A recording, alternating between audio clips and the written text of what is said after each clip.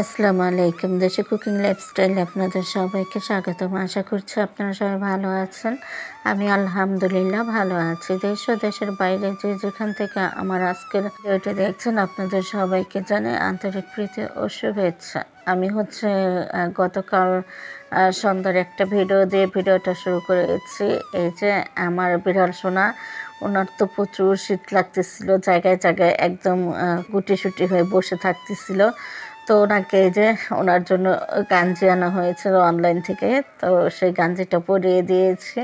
তো গাঞ্জি পরার পরে না উনি হাঁটাই ভুলে গেছে, হাঁটতে চাচ্ছিল না, বসে পড়তেছে বারবার। তো এর আগেও কিন্তু এই গাঞ্জিটা ওনাকে পরিয়েছিলাম, সে জানে, তারপরেও এই যে নাটক করতেছে। গাঞ্জিটা পরানোর পর আর হাঁটতেই চাচ্ছে না, জায়গায় জায়গায় বসে পড়তেছে। আমি ডাকতেছি, সোফায় বসে বসে ডাকতেছি, তো হেঁটে কোনো রকমে একটু হেঁটে হেঁটে আসলো, এসে এই যে বসে পড়েছে, এত দুষ্টামি করতেছে। আর এমনি কিন্তু প্রচুর দৌড়ঝাঁপ করে, অনেক খেলাধুলা করে। আর এই এখন একটু ঠান্ডা ঠান্ডা ওয়েদার দেখে আর নড়াচড়ে বন্ধ করে দিয়েছে। আর এই ভিডিওটা শনিবারের ভিডিও। তো শনিবার আমি বাচ্চাদের জন্য একটু ফ্রাইড চিকেন করেছিলাম। তো আমার মেয়েকে আমি আর কি শেখাচ্ছিলাম কীভাবে এটা করতে হয়। আর আমি আমার প্রিয় আপু ভাইয়াদের ভিডিওগুলো দেখতেছিলাম, আর আমার মেশিনে কাজ করতেছিলাম, একটা ড্রেস সেলাই করতেছিলাম। তো এদিকে আমি মেশিনে সেলাই করতেছিলাম, আমার মেয়েকে সব কিছু বলে দিচ্ছিলাম কীভাবে কী করতে হবে, কী কী ময় মশলা দিতে হবে। তো আমার মেয়ে ওই অনুযায়ী, মানে আমি যেভাবে বলেছি সেভাবেই কাজগুলো করে নিচ্ছে। আর আমি এই যে সেলাইটা করে নিচ্ছি। আর আমার ক্যামেরাম্যান আমার ছেলে। একবার আমার কাজগুলো ভিডিও করতেছে, একবার ওর বোনের কাজগুলো ভিডিও করতেছে। তো এভাবে আর কি ভিডিওগুলো করতেছিল দৌড়ঝাঁপ করে। তো আমার মেয়ে বলতেছিল ভিডিও যদি একটু 19-20 হয় তাহলে কিন্তু ক্যামেরাম্যান থেকে বেতন কাটা হবে। তো সেই ভয়ে আরও সুন্দরভাবে ভিডিও করার চেষ্টা করতেছিল। তো আমি তখন বললাম, তুমি যে ভয় পাচ্ছ বেতন কাটা হবে, তোমাকে বেতন কে দেয়? তখন বলতেছে, তাই তো, আমাকে তো কেউ বেতনই দেয় না। তো এইভাবে আর কি দুষ্টিমি করতেছিলাম বাচ্চাদের সাথে, আর কাজগুলো করে নিচ্ছিলাম। আমার প্রিয় আপু ভাইয়া যারা ভিডিওটি দেখা স্টার্ট করেছেন, এখনও কি একটি লাইক দিয়েছেন? যদি লাইকটা না দিয়ে থাকেন তাহলে প্লিজ লাইকটা দিয়ে ভিডিওটা কন্টিনিউ করুন। তো এদিকে আমি কিন্তু আমার মেয়েকে দিয়ে শুকনা যে কাজগুলো সেগুলো করিয়েছি, যেমন চিকেনে মশলা মাখিয়ে রাখা, তারপর চিকেনটা কুট করা, এগুলো আমার মেয়েকে দিয়ে করিয়েছি। আর এই যে তেলে ভাজা, এটা ওকে করতে দিই নেই, কেননা যেহেতু এটা ডুবো তেলে ভাজতে হবে। তো তেলটা কিন্তু প্রথমে হাই ফ্লেমে রেখে প্রচুর গরম করে নেওয়া হয়েছে। তো একটু তেল যদি ওর শরীরে ছিটে ওঠে তাহলে কিন্তু পুড়ে যাবে। আর এমনিতেই ওর অ্যালার্জির সমস্যার কারণে প্রচুর যন্ত্রণার মধ্যে আছে আমার মেয়েটা। তো আমার মেয়েটার জন্য আপনারা সবাই একটু দোয়া করবেন। আমার মেয়েটা অনেক সমস্যায় আছে। আমি একটার পর একটা ডক্টর চেঞ্জ করতেছি এই অ্যালার্জির কারণে। তো কোনোভাবেই কোনো ওষুধেই কাজ হচ্ছে না। আর এই যে দেখুন, সে এই যে বসে আছে। তো শনিবার যদিও একটু ঠান্ডা পড়েছিল, তারপরেও এই যে ওনাকে কিন্তু ড্রেস পরাই নেই, উনি রান্নাঘরে একটু গরম লাগতেছিল, তো এসে বসে আছে। তো আমি তো প্রথমে চিকেনগুলো হাই ফ্লেমে রেখে 2 মিনিট ভেজে নিয়েছি। এরপরে চুলাটা লো ফ্লেমে রেখে বাকি আর কি 8 মিনিট ভেজে নিয়েছি। টোটাল 10 মিনিটে আমার চিকেন ফ্রাইটা রেডি হয়ে গেছে। তো বাইরে বৃষ্টি হচ্ছিল, ঠান্ডা ঠান্ডা ওয়েদার, বাচ্চারা আর কি নাস্তা করবে। তো যেহেতু এটা করতেছিলাম, একটু দেরি হয়ে গেছে বাচ্চাদের সন্ধ্যার নাস্তা দিতে। এমনিতেও দেখা যায় আমাদের রাতের খাবারটা খেতে 11:30 12টার মতো বেজে যায়।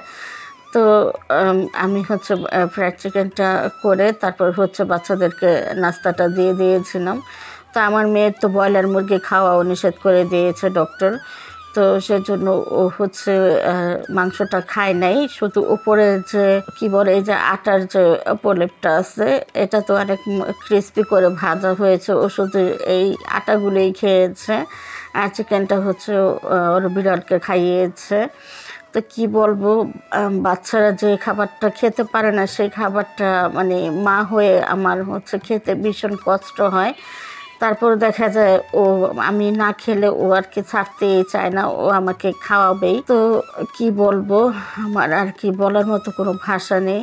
আমার মেয়েটাকে নিয়ে কি একটা সমস্যা আছে, জানি না কেন আমার মেয়েটা এরকম হলো। এই অসুখটা ওর না হয়ে যেত আমার হতো তাহলেও বোধহয় ভালো হতো, কিন্তু আল্লাহ যা করে হয়তো মঙ্গলের জন্যই করে। তো আল্লাহ যা ভালো বুঝেছে তাই করেছে। এই ভিডিওটা হচ্ছে আজকের। আজ হচ্ছে আমার বাসায় গেস্ট আসবে, তো আমার নিজ মানে ফ্যামিলির গেস্টই এক হিসেবে ধরতে গেলে তাদের জন্য একটু রান্না করে নিয়েছিলাম। তো রান্না করব হচ্ছে এই যে মাছগুলো নিয়ে আসা হয়েছে, দেশি মাছ। তো এগুলো হচ্ছে শিলং মাছ আর বেলে মাছ, সাথে একটা মিনি মাছও আছে। তো এই মাছগুলো রান্না করব লইবা আর আলু দিয়ে। অনেকে হয়তো লইবা চিনে না, এটা হচ্ছে আমরা বরবটিও বলি আবার লইবাও বলি। তো বরবটি দিয়ে আর আলু দিয়ে হচ্ছে এই মাছটা রান্না করব। চিকেন ভুনা করব, আর হচ্ছে যে আমার মেয়ে কলমি শাকগুলো মানে বেছে নিয়েছিল, কলমি শাকটা ভাজি করব একটু কচি করে কেটে, একটু মিহি কুচি করব না, একটু বড় করে কেটে নেব, এরপর হচ্ছে ভাজি করব। তো আমি হচ্ছে সম্পূর্ণ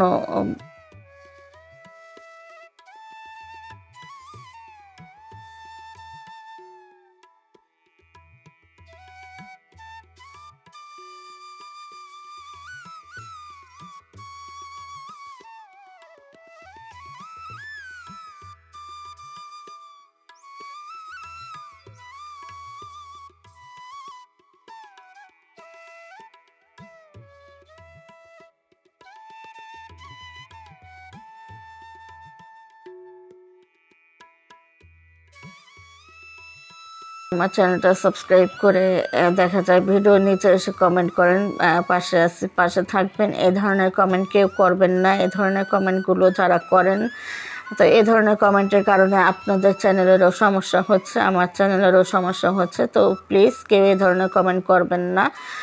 যারা আমাকে নতুন বন্ধু করবেন তারা আমার কমিউনিটিতে এসে কমেন্ট করে যাবেন, আমি 24 ঘন্টার মধ্যে আপনাদেরকে ব্যাক দিয়ে আসবো।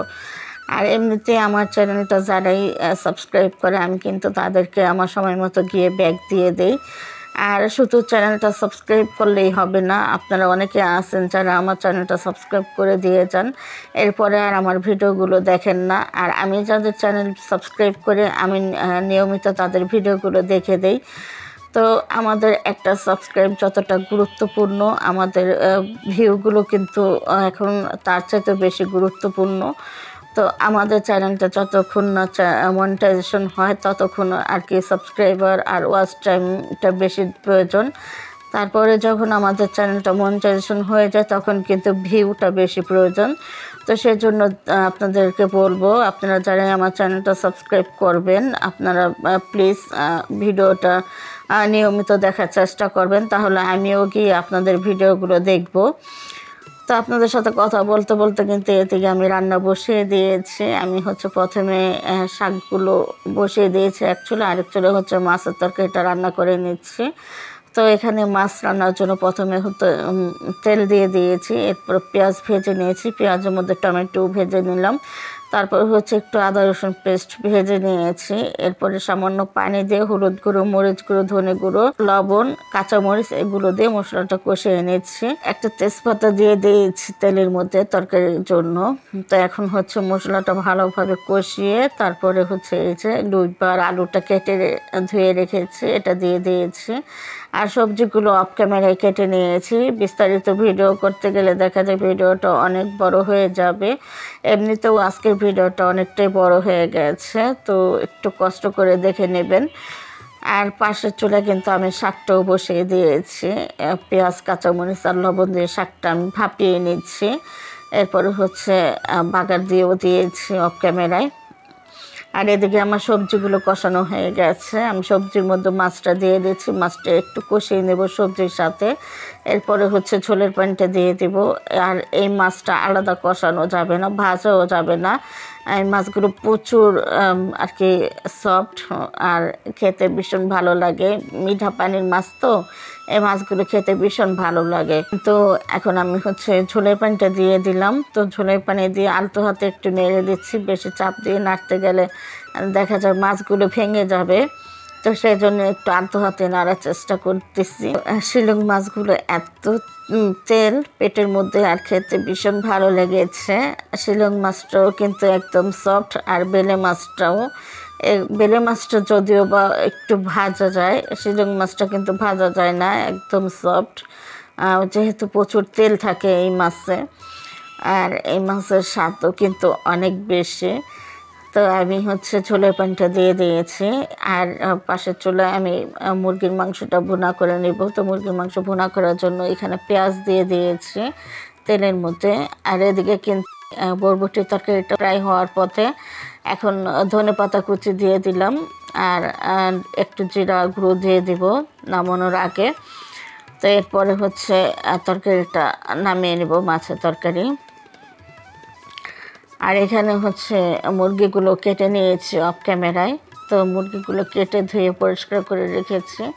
এখন হচ্ছে পেঁয়াজটা ভেজে নিয়েছি। পেঁয়াজটা হালকা ব্রাউন কালার করে ভেজে নেওয়ার পরে গরম মশলা দিয়ে দিয়েছি, গরম মশলার তেজপাতা, গরম মশলা তেজপাতা ভেজে এরপরে তো মশলাগুলো দিয়ে দিয়েছি। আর মশলাগুলো হচ্ছে আমি গুলিয়ে রেখে দিয়েছিলাম, যেহেতু একটু তাড়াহুড়োর মধ্যেই আছি, রান্নাবান্না তাড়াতাড়ি করতে হবে, টাইমলি সবাইকে খেতে দিতে হবে।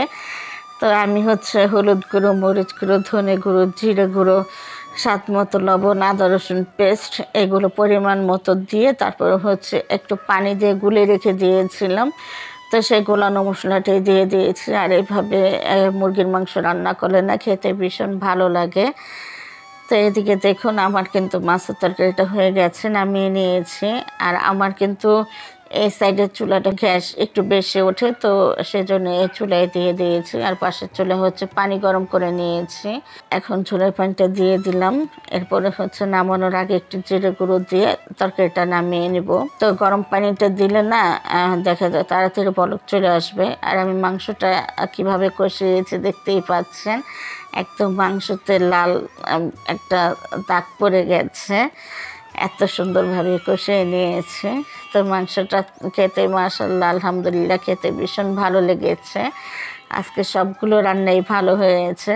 তো আমার তরকারি রান্না প্রায় হয়ে গেছে, ঝোলটা অনেকটাই কমে গেছে। আর ঝোল শুকাবো না, একটু ঝোল থাকবে। তো তরকারিটা ঠান্ডা হওয়ার পরে না এই ঝোলটুকু আর থাকবে না, অনেকটাই কমে যাবে। গরম অবস্থায় একটু ঝোল বেশি দেখা যায়, তো ঠান্ডা হওয়ার পরে না এই ঝোলটা তেমন থাকে না। তো আমার রান্না শেষ, আমি এখন হচ্ছে তরকারিটা নামিয়ে নিচ্ছি। এরপরে হচ্ছে শাওয়ার নিয়ে এসে সবাইকে খাওয়া দাওয়া করিয়ে আমি খেয়ে নিচ্ছি। আর আমি হচ্ছে আমার মেয়ের সাথে ড্রয়িং রুমে বসেই খাচ্ছি। আর আমার মেহমান কিন্তু খাওয়া দাওয়া করে চলেও গিয়েছে। আমি যখন খাচ্ছি তখন হচ্ছে বাজে বিকাল 5টা।